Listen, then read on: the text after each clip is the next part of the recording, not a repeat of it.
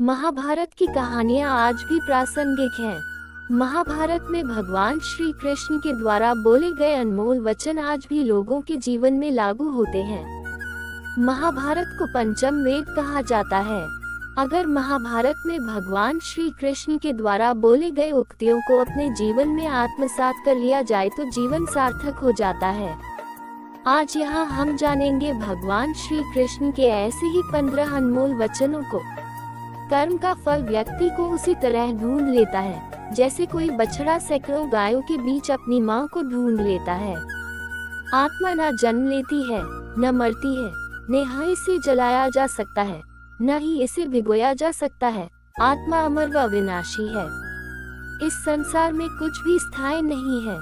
आत्मा शरीर को वैसे ही छोड़ देती है जैसे मनुष्य पुराने कपड़ों को उतार कर नए कपड़े धारण कर लेता है। मन शरीर का हिस्सा है। सुख दुख का एहसास करना आत्मा का नहीं शरीर का काम है।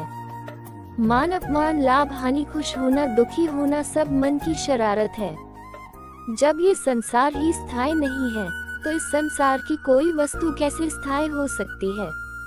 मैं सभी जीवों में विद्यमान हूँ। मैं चींटी में भी विद्यमान हूँ और हाथी में भी विद्यमान हूँ। सारे रिश्ते नश्वर हैं और केवल शरीर से जुड़े हुए हैं। जैसे ही व्यक्ति की मृत्यु हो जाती है आत्मा शरीर को छोड़ देती है। आत्मा का शरीर से जुड़े रिश्तों से कोई नाता नहीं रह जाता है।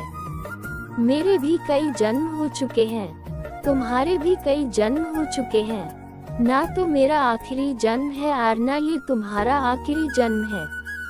वर्तमान परिस्थिति में जो तुम्हारा कर्तव्य है वही तुम्हारा धर्म है। धर्म व्यक्तिगत होता है। मैं किसी के भाग्य का निर्माण नहीं करता, ना ही किसी के कर्मफल में दखल देता हूँ।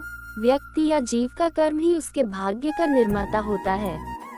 क्रोध इंसान का सबसे बड़ा शत्रु होता है।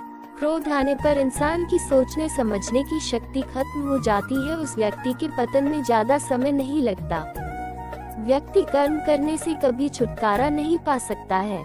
इसलिए तुम्हें हमेशा कर्म करते रहना चाहिए, क्योंकि कर्म के बिना तुम्हारे शरीर का निर्वाह भी नहीं हो सकता है।